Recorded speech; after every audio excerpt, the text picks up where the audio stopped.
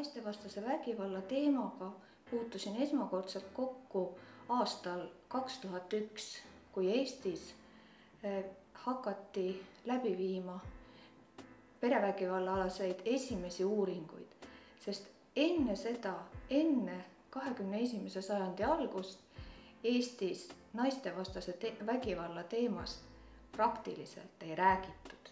Seda ei olnud avalikkuse jaoks olemas. Aga esimesed uuringud, mis läbi viidi, näitasid, et vägivald on olemas ka Eesti ühiskonnas ja hinnanguliselt saab vägivalla tõttu vigastusi aastas koguni 40 000 naist, mis on äärmiselt suur arv. Eesti seadustes naistevastast vägivalda või perevägivalda eraldi ei käsitleta. Vastavad kuriteod kvalifitseeritakse erinevate karistusseaduste paragrahvidega. Ja ka spetsialistid, kes naistele abi peaksid osutama, ei ole saanud vastavalt eri ettevalmistust valdavalt osas. Ja ka ei ole spetsialiseeritud abivõimalusi kuigi palju. Sellistes tingimustes tuligi kodanikualgatuse korras need abivõimalused luua. Ja esimene naiste varjupaik loodi Tartus 2002. aastal. Ta jäi mitmeks aastaks ainukeseks ja aastal 2004-2005 otsustasime Eesti Naisteühenduste Ümarlauas, et tuleb hakata tegutsema sihikindlalt ja koordineeritud selleks, et abivõimalused oleksid võrdselt kättesaadavad naistele igal pool üle Eesti, olenemata elukohast. Ja hakkasime vaikselt tööle selle nimel, et igas maakonnas saaks avatud oma naiste varjupaik. 2005. aastal 8. märtsil avasime me Eestis teiste naiste varjupaika Tallinnas. Ja 8. märtsil 2006 avasime järgmise Ida-Virumaal. Juba mitu aastat olime meie Ida-Virumaa naisteühenduse naised mõlgutanud mõtteid luua naiste varjupaik. Vajadus turvalise kaitse järele naistele nägime me igapäevases elus väga tihti. Tõuke ja tuge saime Eesti naisorganisatsioonide ümarlaualt. Käisime eelnevalt tutvumas ka juba tegutseva Tartu naiste varjupaiga tööga. Ja veendusime, et me olime võimelised looma ja edasi arendama sellist varjupaika. 2006. aasta 8. märtsil avasime naiste varjupaiga Ida-Virumaal asukohaga Jõhvis. Ettevalmistustööd olid kestnud terve aasta. Tänaseks on varjupaiga käsutuses 2 turvakorterit ja nõustamisruum, kus meie poole pöördunud naised saavad nii psühholoogilist kui juriidilist nõu. Oma turvakorterites saame me vastu võtta ka liikumispuudega naisi. Lisaks perevägivalla all kannatavatele naistele saame me aidata ka inimkaubanduse ohvriks langenud naisi. 2009. aastal pöördus meie poole üle 100 naise. Ja 2006. aasta kevadel otsustasime siis moodustada ka katusorganisatsiooni sel ajal eksisteerivate 3 varjupaiga jaoks, mille nimeks sai Eesti Naiste Varjupaikade Liit. Lõime selle organisatsiooni Tartu ja Ida-Virumaa naiste varjupaikadega ja selle eesmärgiks oli siis eelkõige aidata kaasa varjupaikade igapäevatöö korraldamisele sellega, et koolitada töötajaid, et meil kõigil oleks ühtesugune ettevalmistus, teha lobitööd poliitikute ja kohalike otsustajate hulgas ja samuti arendada rahvusvahelist koostööd.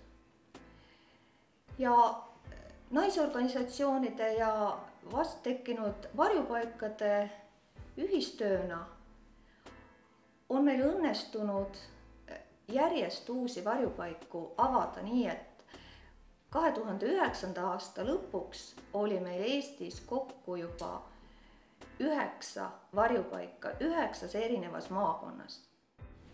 2008. aastal pakuti abi projektide kirjutamisel ja varjupaiga loomisel ja siis enam ei kahelnud hetkegi. Ja tõesti on Järvamaal varjupaika vaja. Ja mul on hea meel, et mul on väga tublid töötajad, kes on oma ala spetsialistid, parimatest parimad ja hea koostöö on ka Järvamaa politsei ja teiste ametiasutustega, haiglaga, linnavalitsusega, valdadega. Sel aastal esmakordselt suutsime me koguda ka varjupaikades ühtse metoodika järgi statistikat, nii et me võime nüüd täie kindlusega öelda, et 2009. aastal pöördus varjupaikade poole üle 1500 inimese.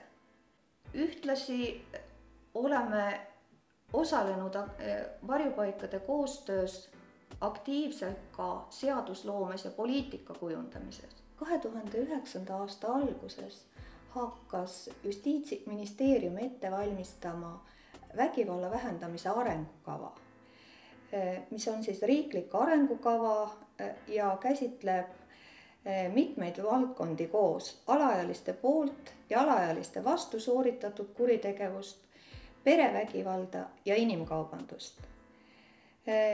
Naisorganisatsioonid ja varjupaigad oleksid muidugi soovinud eraldi naistevastase vägivalla vastast arengukava, kuid meie ettepanekuid kahjuks arvesse ei võetud. Olime kaasatud ametlikult ka ühtse suure riikliku arengukava koostamisse, mis võeti vastu 2010. aasta kevadel. Selles arengukavas räägitakse mitte naistevastasest vägivallast, vaid perevägivallast, kus vägivallatseja ja kannataja on ühest perekonnast. Vägivalda kasutatakse pereliikmete vahel või pereliikmete ja lähisugulaste vahel. Ja arengukavas vägivallaks peetakse ka seda, kui laps on täiskasvanute vahelise vägivalla tunnistajaks kodus või mujal. Ja eraldi käsitletakse inimkaubanduse teemat. Kahjuks peab tõdema, et riiklikul tasandil puudub Eestis arusaamine väljaspool Sotsiaalministeeriumit, et naistevastane vägivald on soolise ebavõrdsuse ilming ja et sellel on struktuurne iseloom. Ja seda pitserit kannab tugevasti ka valminud arengukava. Õnneks on arengukavas siiski ka mitmeid positiivseid külgi. Esmakordselt on Eesti riiklikus arengukavas mainitud naiste varjupaikasid ja nende tegevuseks on rakendusplaanis koguni ette nähtud kindlad summad. Samuti on rakendusplaanis kirjas tugitelefoni rahastamine ning ennetusmeetmetena on ette nähtud tütarlaste eneseteadlikkuse tõstmisele suunatud pilootkoolitused teiste riikide eeskujul. Samuti oleme väga rahul sellega, et analüüsitakse vägivalla ohvritega kokku puutuvate spetsialistide koolituskavasid ja loodetavasti viiakse sisse nendesse vajalikud muutused. Koos Tartu naiste varjupaigaga kutsusime ellu Eesti Naiste Varjupaikade Liidu.